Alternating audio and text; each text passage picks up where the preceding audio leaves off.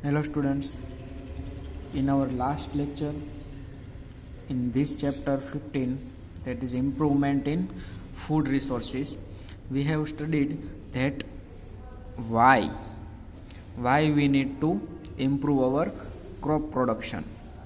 We have discussed that population is rising and we have very small amount of land, or you can say that limited amount of land, so we cannot increase the land for this crop production. Yet from 1952 to 2010, in this about 60 year of span, our crop production in India has increased to 4 times. So it's a big number. The production of crop increased to up to 4 times in this 60 years. But the land for this crop production has increased only 25%. So you see, land is not increasing, but crop production is increasing. It increased 4 times. So how this can be achieved? We achieved this, so we have to learn how can we achieve this. So we discussed that for the practicing of farming, there are 3 basic steps, or you can also say that there are 4 basic steps. First is crop variety improvement, which includes which variety of seeds you have to crop. We have to increase the variety of seeds, which will increase our crop production, or varieties of crop. We can also improve our crop production, means method of farming, harvesting, use of fertilizers, use of manure, etc. And last one is protection. Once the crop are harvested, we have to protect them from insects, nematodes, or in general you can say pesticides, and we have to also protect the already harvested crop, means we have to protect it at storaging level, because we know when tons of cereals and grains are stored in a warehouse, there has to be some pesticide on them, or you can say we have to correct, or you can say prevent them from eating by other rats or different animals. So first of all, we will study our crop variety improvement. So there are mainly 5 criteria at which the variety should be improved. So these are, first of all, higher yield, or you can say production. Our main aim is to increase the crop production. So first aim in crop variety improvement is higher yield. We have to select the seeds which can be produce higher yield. Next one is biotic and abiotic resistance. There are many biotic and abiotic factors that can challenge, or that can affect your crop improvement or crop production. So which are they? The biotic ones are generally disease. Yes, there are also disease for plants. Another one is insects. We have to protect them from insects. Insects eat plants, and we also have to protect them from some nematodes. Now what is nematodes? We will study this in chapter number 7. Nematodes is a class of animal. These animals are lower developed than earthworm. You are familiar with earthworm. Nematodes are also worm-like and they are less developed than earthworm, but they are worm-like. They also rely on some plants for their food. So we have to protect these plants from these biotic factors. And what are the abiotic factors? Abiotic means non-living. So these are drought, which is dukal. It's a environmental issue. Another one is salinity, the salt content in the soil, not the common salt which you eat. There are many other salts present in soil which can affect your plant production. So we have to select that type of variety which can surpass this drought and salinity, which is abiotic factor. And another one is water lodging, how much water the plant is getting, heat, how the temperature rises in summer, we all know. So cold, sometimes like these times there is much higher cold, or you can say much lower temperature than average winter. So this can affect the crop variety. And last one is frost, that is very rare cold or very low temperature in normal areas. So these are the abiotic factors. Another one is improved quality. As we want to improve quantity, we also want to improve quality of our product. Now what do we mean by quality? So it can be vary from crop to crop. Like we want to improve baking quality in wheat, so we can bake wheat easily to make chapatis, bread, naan, etc. Likewise, we need protein quality in grains and cereals. We want more protein in pulses and cereals. Also, we want oil quality in oil seeds. So qualities can be differ from crop to crop. So another one is change in maturity duration. This is interesting. What is maturity duration? So maturity duration means any crops, they have some time period for their growth. Means once sowing is done, sowing means to plant the seeds in land, which is sowing. At higher scale in farming, it called as sowing. So from sowing to harvesting, harvesting means once the crop is fully matured, we have to cut these crops from field and store it in other warehouses. So this time period should be for our inconvenience. Like it is also different in different plants. So we have to shorten this maturity duration. If this time is shortened, the farmer can crop 2 or 3 different crops in a single year. So this maturity duration should be shortened, and it should be formal. There should be some regularity. Means all the crops which you have sowed should be harvested at the same time. Means they should mature with uniformity. They should mature at the same time. So this is change in maturity duration. So uniform maturity should be there. Next one is wider adaptability.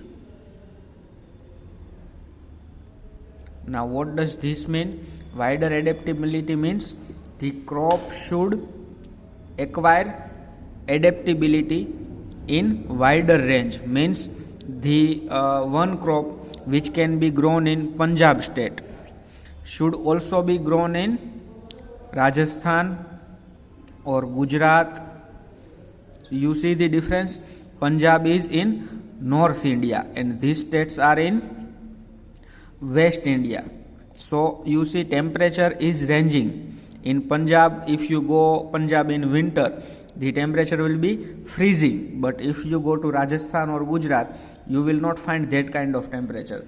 So there should be a crop which can be grown in Punjab and also in Gujarat. So you see, this is wider adaptability. We do not generally grow crops in this kind of different environmental conditions, but by improving our crop variety, the crop should be of that adaptability that it can be grown in different climatic conditions in different areas. And last one is desirable agronomic characteristics. This is the final crop variety improvement. Desirable agronomic characteristics means it should be containing characteristics which you desire. So this can also be different in different plants. Like if we are talking about fodder plants, we discussed this in last lecture. Fodder plants means plants which are grown as the food for livestock. So these plants should be tall and having profuse branches. So this character is desirable for fodder plants. It should be tall and having profuse branches, so it can be easily taken up by livestock. And likewise, we need dwarfness in cereals. Dwarfness means we need shortened heights in cereals so that less nutrition are consumed by these crops. So these are different agronomical characteristics according to our need. So we studied these 5 variety improvement: higher yield, improved quality, biotic and abiotic resistance, change in maturity duration, wider adaptability, desirable agronomic characteristic. But how can we get this much of variety improvement? So this is the question. So let us study how. So it can be done by 2 methods. First one is hybridization. What is hybridization? Maybe you have learned the word hybrid variety. So hybrid means it is the product of 2 different crops. This is the one crop, this is the second one. They are totally different from each other, but if you cross them means you have to produce a crop from the crossing between these 2 crops. Means we have to fertilize, or we have to produce pollen or stigma from one and pollen or stigma from other. We have to produce a combined variety, or you can say hybrid. There is this one crop which is having higher yield. Means this crop, if you choose this crop, it will give you higher production. But we also need disease resistance. This crop is producing higher amount of yield, but this crop is better against natural diseases. So you can combine these 2 crops by producing another hybrid crop. We have to reproduce a hybrid crop from these 2 different parents. Generally this will not happen in nature, but this can be achieved by artificial methods. So this is hybridization. This hybridization can be intervarietal, means in totally two different varieties, like wheat from other states and wheat from southern state, from northern and southern. So these are two different varieties. We can combine them and produce a hybrid variety. It can also be interspecific, means every organism, either plant or animal, have their classification like species, genus, family, class, breed, races, phylum. These are all classification terms. You will study this in chapter number 7. We will study this, but now you just have to remember that it can be interspecific, means the two plants which belongs to same genus but different species. You may have heard example like Asiatic lion, the lion which we see in our Junagadh district, Gir lion, which is called as Asiatic lion.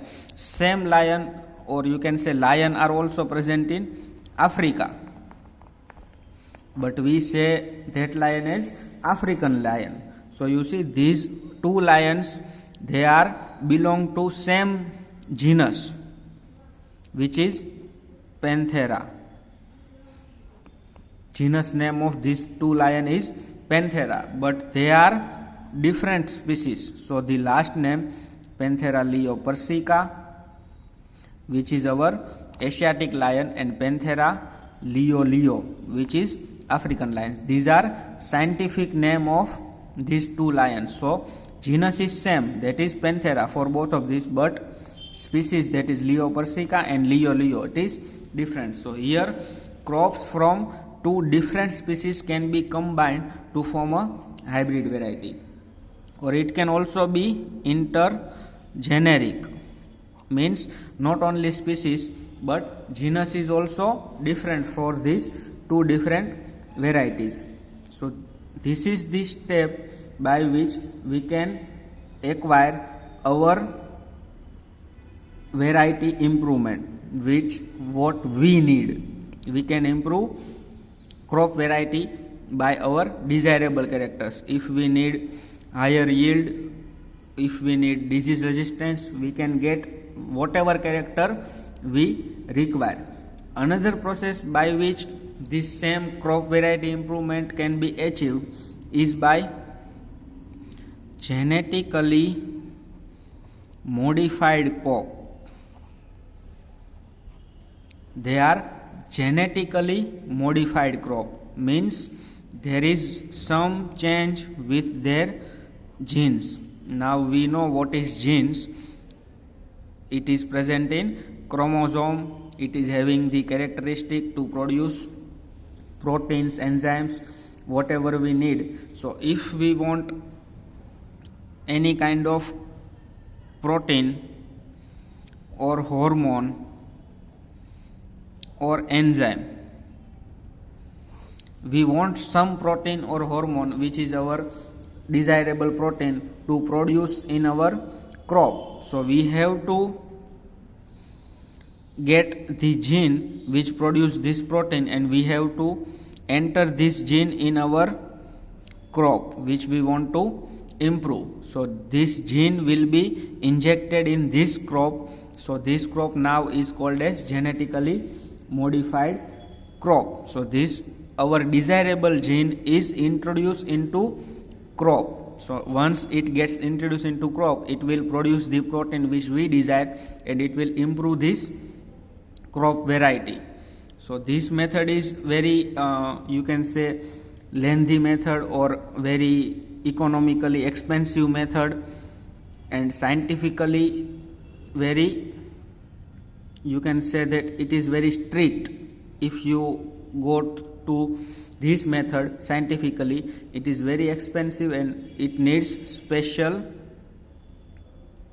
man, or you can say man having knowledge to perform this.